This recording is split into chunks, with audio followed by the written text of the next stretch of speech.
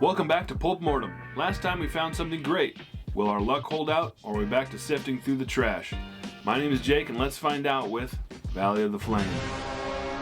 But first, a little bit about the author. Henry Kuttner was born on April 7th, 1915, and died in 1958. The son of a bookseller, Kuttner grew up impoverished in LA, but got a job working for his uncle, a literary agent, before selling his first story to Weird Tales at the age of 21. That same year, Kuttner sent a fan letter to fellow author C.L. Moore. He was under the impression that Moore was a man, but Catherine Lucille Moore was in fact another woman in secret in the speculative fiction community. A woman! The pair collaborated on a story and were married in 1940.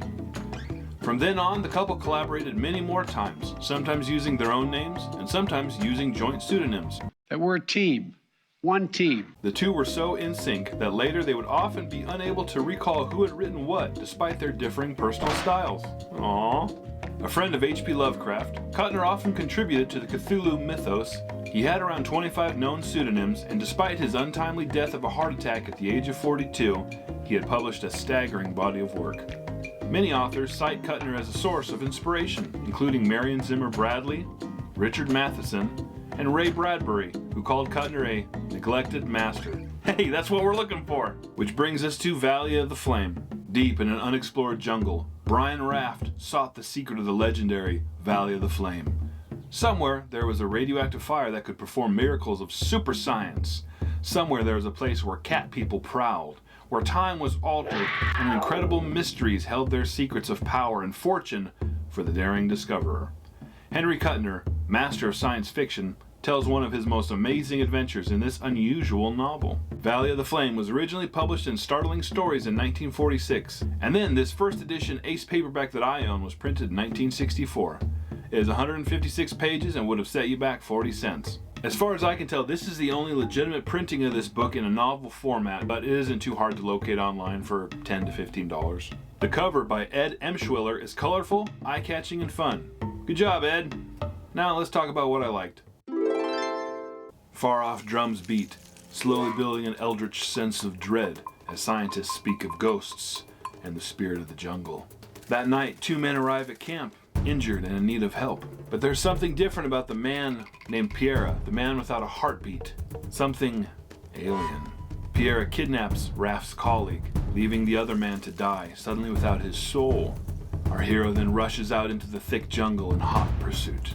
The opening of the story was particularly strong, with mystery enough to give the reader a sense of unease. As far as hooks go, this one works and I was in.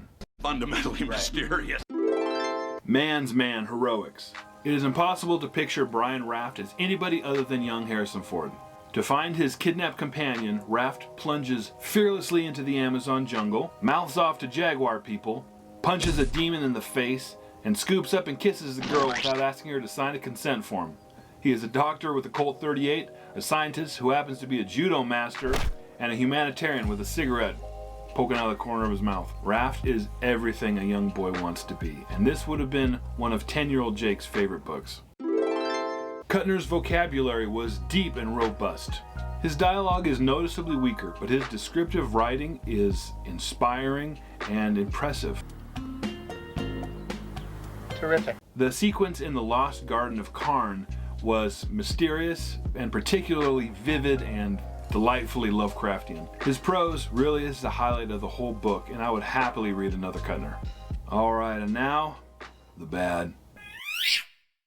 Rarely do we see a paragraph break that actually made dynamic sense in the story. Often it would break mid-conversation only to pick right back up where it left off. Now, it didn't detract from the story, and it didn't distract, it was just kind of weird.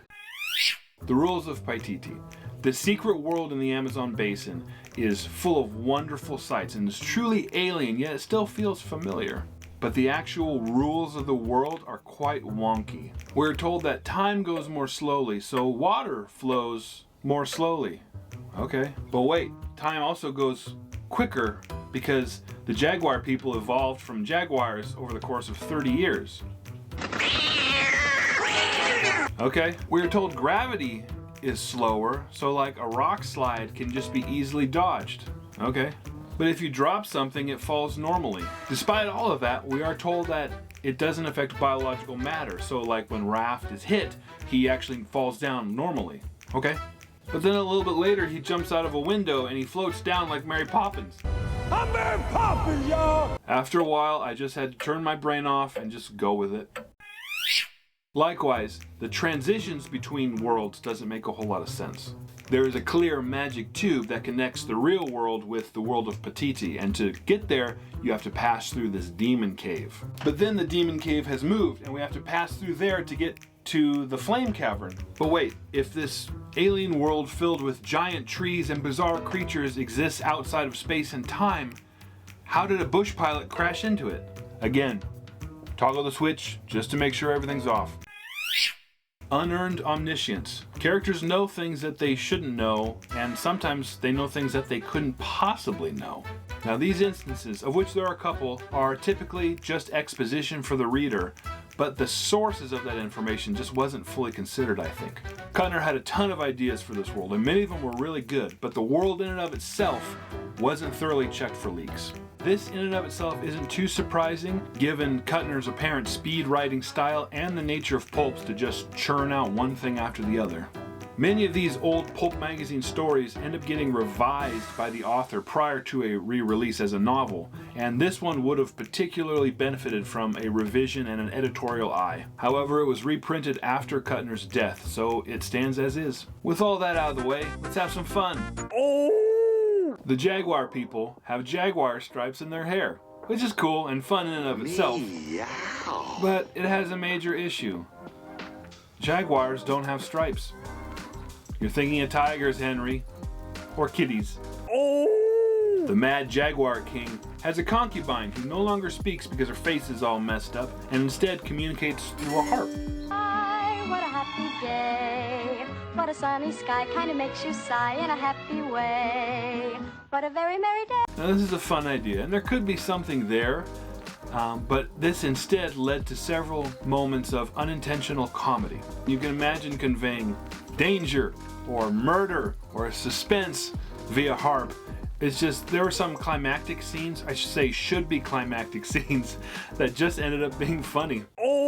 Having such an impressive prose must be exhausting. Kuttner's actually great, but there is one scene, one sentence I should say in particular, that he was at a loss for words, and it is so jarring and obvious that I laughed out loud. He is describing a demon attack in detail, and then all of a sudden, writer's block.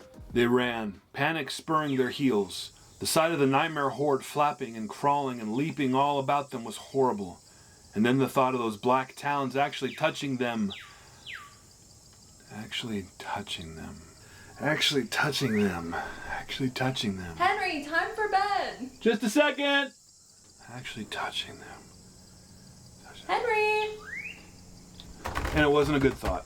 Now, I don't know that that's what happened, but I wouldn't be surprised. That seems like a late night writing. That's the problem with being great, Henry. It's obvious when you're not.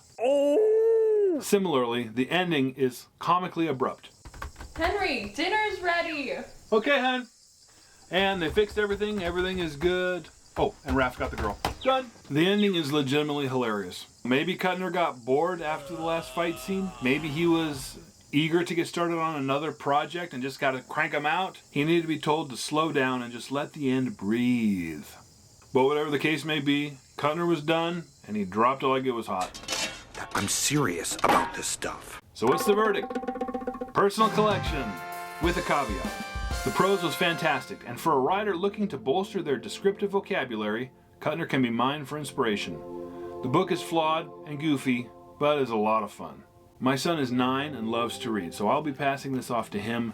I think he was the intended audience in the first place. I don't think it's worth the $10 to $15 online, but if you see it somewhere for $5, pick it up, switch off your brain, and have a great time. Thanks for joining me. I'll see you next time for the 3-day weekend. 4-day weekend. You are all garbage.